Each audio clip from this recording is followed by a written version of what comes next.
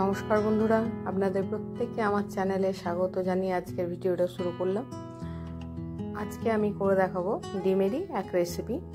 এই রেসিপি এতই ভালো হয়, এত সুন্দর হয় যে আপনারা ভাত কিংবা রুটি কিংবা পরোটা যে কোনো কিছুর সঙ্গেই খেতে পারবেন। আর এত টেস্টি হয়, মানে একবার করে দেখবেন তাহলেই বুঝতে পারবেন। তো করাটা খুব ইজি, খুব একটা কঠিন না। তো দেখতে থাকুন ভিডিওটা স্কিপ না করে, আর ভালো লাগলে অবশ্যই লাইক শেয়ার সাবস্ক্রাইব করতে কিন্তু ভুলবেন না। তো প্রথমেই আমি 3টে ডিম নিয়েছি। ডিম 3টেকে ভালো করে সিদ্ধ করে নিলাম। তো আমি খুন্তি দিয়ে ঠুকে বুঝে গেলাম যে ডিমগুলো সেদ্ধ হয়ে গেছে। তো এগুলো আর কিছু বলার নেই, এগুলো তো সবাই জানে। তো আমি ডিমগুলোর খোসাগুলো ছাড়িয়ে নিয়েছিলাম, সেটা দেখাইনি। খোসাগুলো ছাড়িয়ে আমি খুন্তির সাহায্যে আমি দুভাগ করে নিচ্ছি। আপনারা চাইলে চাকু দিয়েও করতে পারেন, ছুরি দিয়ে। আমি কিন্তু খুন্তির সাহায্যে করে নিচ্ছি। এটা খুন্তির সাহায্যে করলেও করা যাবে। আমি প্রথমে এটাকে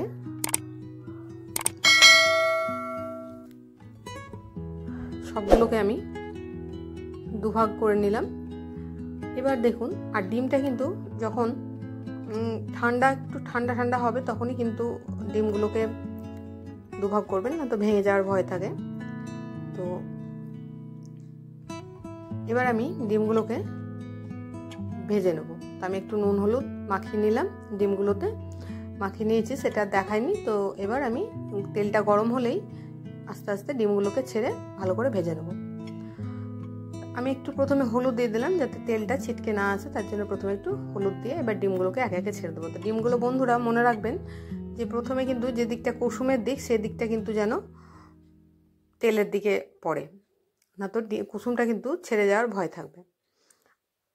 তো আমি দেখুন সবগুলোই এইভাবে দিয়েছি, আর একটা কেবল আমার হয়ে গেছিলো, উল্টো হয়ে গেছিলো। তো আমি সেটাকেও কিন্তু ঠিক করে দিয়েছি। তো দেখুন, আর কিন্তু আমার কুসুমগুলো একটাও খসবে না। তো এইভাবে আপনারাও কিন্তু ভাজবেন। তো খুব বেশি ভাজার প্রয়োজন নেই, খুব বেশি ভাজলে ডিমটা কিন্তু কড়া হয়ে যাবে, তখন আর খেতে কিন্তু খুব একটা ভালো লাগবে না। তো ডিমটা হালকা কিছুক্ষণ ভেজে, কিন্তু যাতে কুসুমটা না খুলে যায় সেরকম ভেজে কিন্তু ডিমগুলোকে আমি তুলে নিলাম। এবার ডিমগুলোকে তুলে নিয়ে এবার ওই তেলের মধ্যেই আমি একটু গোটা গরম মশলা ফোড়ন দিলাম। এখানে 2টো এলাচ দিয়েছি, 2টো লং দিয়েছি, আর অল্প একটু দারচিনি দিয়েছি। এবার ফোড়নটা হয়ে গেলে ওর মধ্যে আমি প্রথমেই রসুনটা দিয়ে দিলাম। রসুন দেওয়ার পরেই আমি 2টো পেঁয়াজ কুচো করে রেখেছিলাম, সেই কুচোনো পেঁয়াজটা আমি এর মধ্যে দিয়ে দিলাম। এবার পেঁয়াজটাকে কিন্তু ভালো করে লাল লাল করে আমাকে ভাজতে হবে। মনে রাখবেন বন্ধুরা, মশলা যত ভালো করে কষবেন রান্নার টেস্টও ততটাই ভালো হবে। তো ভালো করে আমি পেঁয়াজগুলো এবার লাল লাল করে ভেজে নেব।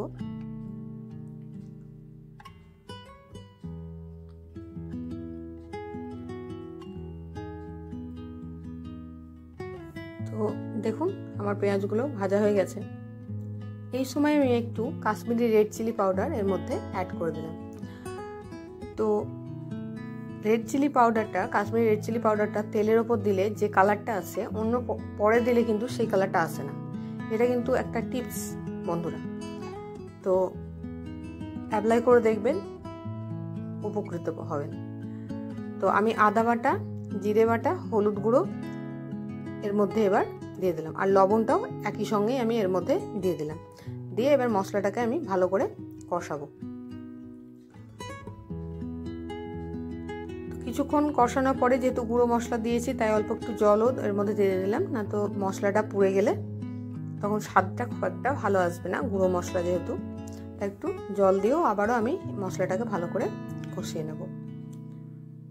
তো দেখুন মশলা থেকে তেলটা ছেড়ে দিয়েছে। এই পর্যায়ে এবার আমি একটা টমেটো, মাঝারি সাইজের একটা টমেটো আমি পেস্ট করে রেখেছিলাম, সেটা ওর মধ্যে দিয়ে দিলাম। তো গ্রেভি আপনারা এখানে কুচি করেও দিতে পারেন টমেটোটা, কিন্তু গ্রেভিটা ঘন করার জন্য বা থিকনেসটা আনার জন্য কিন্তু যদি টমেটোটা পেস্ট করে দেন তাহলে কিন্তু গ্রেভিটা খুব গাঢ় হয়। তো এবার এই মশলাটাকে আমি কিছুক্ষণ ধরে আর আবারও কষিয়ে নেব যতক্ষণ না টমেটোর গন্ধটা, কাঁচা গন্ধটা চলে যাচ্ছে। বন্ধুরা দেখুন, আমি বলেছিলাম যে মশলার কালারটা কত সুন্দর আসবে। আপনারা দেখেই বুঝতে পারছেন যে মশলার কালারটা কত সুন্দর এসছে।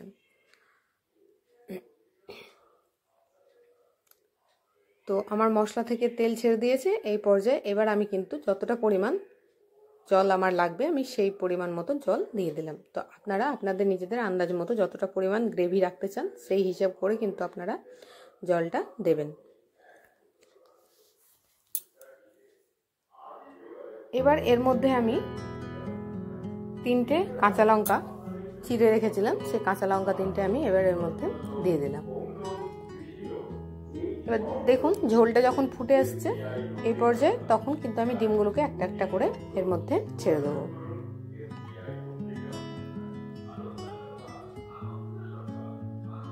এবার ছেড়ে দিয়েই যখন ঝোলটা ভালো করে ফুটে যাবে, কিছুক্ষণ আমি ঢাকা দিয়ে এটাকে 5 মিনিট মতন ফুটিয়ে নিয়ে গ্যাসটাকে অফ করে আমি এটা নামিয়ে নেব। তাহলেই কিন্তু আমার রান্নাটা কিন্তু একেবারে রেডি। দেখুন ঢাকনাটা আমি দিয়ে দিলাম। 5 মিনিট পরেই দেখুন আমার রান্না রেডি হয়ে গেছে। এবার আমি একটা প্লেটের মধ্যে নামিয়ে নিচ্ছি। তো দেখলেন বন্ধুরা কত ইজি, কত সোজা রান্নাটা, আর খেতেও দুর্দান্ত স্বাদ হয়, অপূর্ব হয় খেতে। আপনারা একবার ট্রাই করে বাড়িতে দেখবেন কত সুন্দর হয়। কালারটা দেখুন জাস্ট বন্ধুরা কত সুন্দর এসছে, আর খেতেও অপূর্ব হয়েছিল। দেখবেন একবার করে আপনারা। তো কেমন লাগলো ভিডিওটা বন্ধুরা অবশ্যই জানাবেন, আর লাইক, শেয়ার, সাবস্ক্রাইব করতে কিন্তু অবশ্যই ভুলবেন না। আর ভালো লাগলে অবশ্যই আমার চ্যানেলের যে বেল আইকনটা আছে সেটা দাবিয়ে দিয়ে আমার ভিডিওর নোটিফিকেশনগুলো তাহলে পেয়ে যাবে। তো আজকের মতো এখান পর্যন্তই বন্ধুরা। আবার আগামী দিনে আবার একটা নতুন রান্নার ভিডিও নিয়ে আপনাদের সঙ্গে দেখা হবে। ভালো থাকবেন, সুস্থ থাকবেন, আর আমার ভিডিওগুলো দেখতে থাকবেন। টাটা।